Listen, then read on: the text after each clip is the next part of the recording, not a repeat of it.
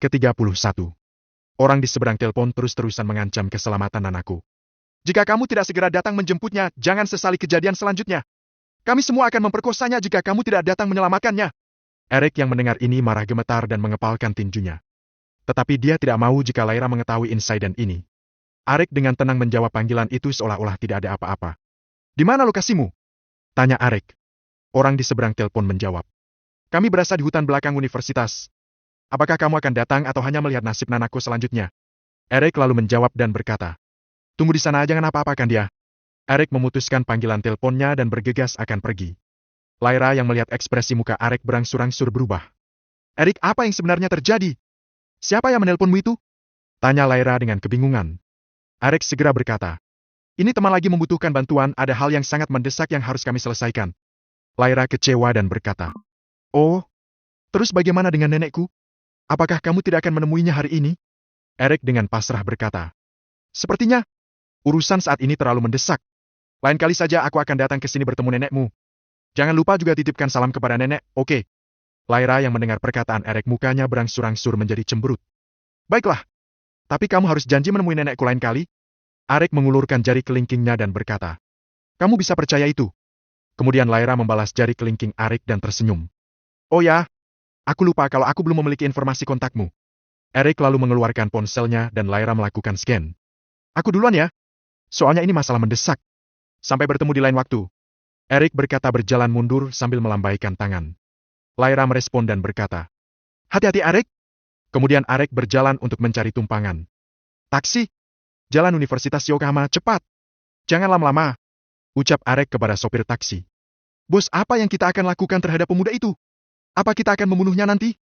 Tanya gangster kepada Naruto selaku ketua gangster saat ini. Naruto segera berkata. Jangan bunuh dia. Patahkan saja semua lengan beserta kakinya. Adapun masalah jemputan ke rumah sakit, aku telah menghubungi seseorang untuk mengantarnya ke rumah sakit. Jika dia mati, ini akan menjadi masalah buat kita. Tak lama dalam perjalanan Eric akhirnya tiba di hutan belakang universitas. Dia hanya turun sendirian dan berjalan ke arah cahaya di depannya. Tak jauh dari pandangan, Eric melihat dia mobil terparkir di tengah jalan dan ada 6 pria yang berdiri. Eric sudah menduga pasti orang ini pelaku di balik penculikan Nanako. Eric berlari menghampiri mereka. Namun berapa terkejutnya Eric melihat Naruto juga ada di sana. Naruto! Kejut Eric. Naruto berbalik dan menyadari kehadiran seseorang. Siapa kamu? Kejut Naruto juga. Naruto saat ini tidak mengenali Eric dengan penampilan barunya. Dia mengenakan jas hitam mewah seperti anak muda dari keluarga kaya. Siapa aku? Tanya Eric dengan tersenyum kecut. Katakan di mana kamu menyembunyikan Nanako? Tanya Eric dengan dingin. Naruto berkata dengan serius. Katakan sejujurnya siapa sebenarnya kamu dan siapa yang menyuruhmu datang ke sini? Eric mencibir dan berkata. Oh, apakah kamu sudah melupakan aku? Tidakkah kamu mengenali suaraku? Kamu sendiri yang memanggilku ke sini dan kamu menanyakan siapa yang memanggilmu datang ke sini? Bukankah ini lelucon? Mendengar makna kata-kata tadi tubuh Naruto gemeteran Eric. Bagaimana mungkin dia Eric tapi suaranya jelas mirip seperti Eric, tanya Naruto dalam hatinya. Naruto berkata dan mencibir. Oh, bagus kalau begitu. Untung saja kamu datang tepat waktu, jika tidak maka anak buahku akan memperkosa Nanako sebagai penebus kesalahanmu. Eric yang mendengar ini sangat marah, rasanya dia ingin mematahkan tulang mereka menjadi 1000 pecahan. Eric berkata dengan nada marah. Di mana kalian sembunyikan Nanako? Cepat katakan sebelum aku patahkan tulang kalian semua. Mendengar perkataan Eric, Naruto dan gangster lainnya tertawa terbahak-bahak. Naruto berkata dan mencibir. Kamu ingin mematahkan tulang kami? Haa!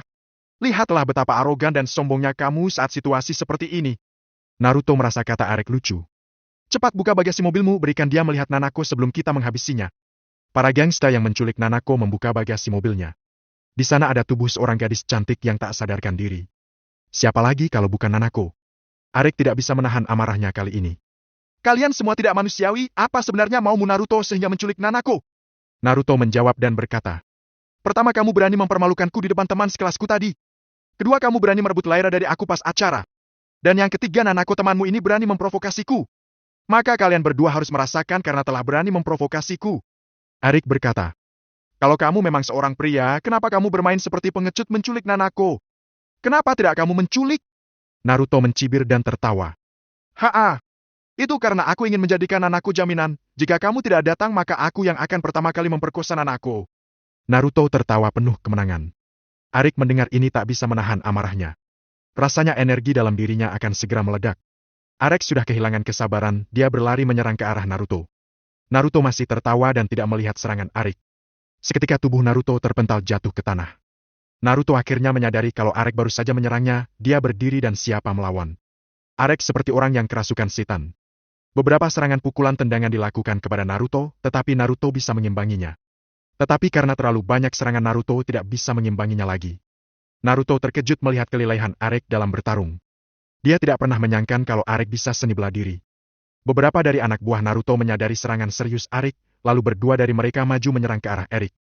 Amarah Arek semakin menjadi ketika dia orang maju, dia maju menyerang dan meraih kerah baju dan mematahkan kedua tangan mereka berdua. Raungan kesakitan terdengar dari kedua gangster tersebut. Kedua gangster itu tak bisa bangun lagi, mereka meraung-raung kesakitan di tanah. Lalu Arek melihat tongkat bisbol di tangan kedua gangster tadi dan mengambilnya. Lalu dia berjalan ke arah Naruto dengan aura ingin membunuh. Naruto terkejut melihat semua kejadian ini, dia seperti bermimpi melihat semua yang terjadi saat ini. Naruto saat ini kehabisan efektivitas tempur akibat serangan dari Arek. Dia sekarang menyadari betapa ngerinya Arek. Melihat Arek membawa tongkat bisbol ke arahnya membuat dia bergidik ketakutan. Oh Brother Arek, tenangkan dirimu dulu, tadi aku hanya bercanda mengatakan itu semua. Bagaimanapun kita kan teman sekelas, jadi jangan anggap serius kata-kataku tadi. Ucap Naruto memohon berusaha mencairkan suasana. Namun Arek sama sekali tidak terpengaruh, dia hanya tersenyum sinis dan terus berjalan menuju Naruto. Naruto ketakutan dan kencing di celananya melihat Arek berjalan ke arahnya dengan aura membunuh. Bab ke-32. Erik. Bab ke-32. Erik. Kumohon jangan pukul aku. Bagaimanapun aku juga masih sepupunya Laira. Bagaimana jika Laira tahu kalau kamu memukuliku, bukankah dia akan marah kepadamu? Naruto berusaha mengubah suasana keadaan menjadi damai. Arek duduk berjongkok di depan Naruto dan berkata, biarkan saja Laira mengetahui perbuatan bejatmu ini dan biarkan juga polisi tahu perbuatanku memukulmu. Kata-kata Arek membuat Naruto putus asa. Bagaimanapun di balik permasalahan ini dialah biang kerok utamanya. Dialah yang akan disalahkan jika Laira atau polisi mengetahui kejadian ini. Naruto tak bisa berkata-kata lagi, dia hanya diam putus asa. Naruto dengan putus asa berkata, Erik, aku mohon ampuni kesalahanku. Aku tahu aku salah, tapi bagaimanapun kamu tidak boleh memukuli terlalu berlebihan karena kita teman sekelas. Erik tersenyum kecut dan berkata, bukankah kamu bilang akan menghabisiku? Bagaimana jika aku di posisimu? Bukankah kamu akan melakukan hal yang sama? Bukankah kamu akan menghabisi lebih parah dari ini? Arek tersenyum lalu melanjutkan. Jangan beralasan kamu sepupunya Laira, jangan beralasan kamu teman sekelasku. Jika kamu berani menyakiti orang sekitarku, maka jangan harap hidupmu akan selamat. Jika kamu berani mengulangi kesalahanmu ini, aku akan membuat kamu seperti ketua gangstamu sebelumnya. Naruto terkejut seperti tersambar petir. Apakah kamu yang membunuh ketua kami sebelumnya? Tanya Naruto dengan ketakutan. Arek memelototi Naruto dan berkata, kamu tidak pantas mengetahui hal itu, yang pasti ketuamu sebelumnya telah berani memprovokasiku. Arek tersenyum sinis lalu melanjutkan. Dan aku akan memberimu kesempatan kali ini jika kamu berani memprovokasiku lagi. Maka jangan harap hidupmu selamat. Mendengar ini Naruto bergidik ketakutan, jelas-jelas ketua gangster sebelumnya mati dengan cara mengenaskan. Namun akhirnya Naruto menghela nafas setelah Erik mengatakan dia akan memberinya kesempatan. Terima kasih Erik telah mengampuni dan memberiku kesempatan. Aku berjanji tidak akan melakukan kesalahan lagi di masa depan. Erik tertawa kejam dan berkata, memang benar aku mengampunimu, tapi aku hanya mengampuni kematianmu. Tetapi aku tidak mengampunimu dari kesalahanmu ini. Naruto mendengar ini merasa bingung dan ketakutan. Lalu apa yang mau kamu lakukan terhadapku? Tanya Naruto dengan gugup. Arek tersenyum sinis dan berkata, tentu saja aku ingin melihatmu tidur di bangsal rumah sakit selama sebulan. Naruto bergidik ketakutan. Apa maksudmu? Maksudku ini. Setelah mengucapkan itu, Arek mengangkat tongkat bisbol yang berada di tangannya dan memukul kaki Naruto. Krek! Terdengar suara retakan tulang dari kaki Naruto karena mendapatkan pukulan dari tingkat bisbol. Naruto berteriak kesakitan, dia tidak pernah menyangka jika Erik akan sekejam ini. Raungan Naruto kesakitan membuat kelima gangster itu bergidik ketakutan. Bagaimanapun dua di antara mereka sudah mengalami patah tulang di tangan mereka akibat melawan Erik. Erik tanpa mengatakan apapun, dia gila-gilaan memukul kedua kaki Naruto hingga keduanya mengalami patah tulang yang serius. Walaupun masalah ini akan sampai ke pihak kepolisian, Erik tidak akan pernah disalahkan bagaimanapun alasannya. Karena di balik semua insiden ini adalah ide Naruto. Naruto sendiri tidak pernah membayangkan jika kejadian ini akan berputar balik.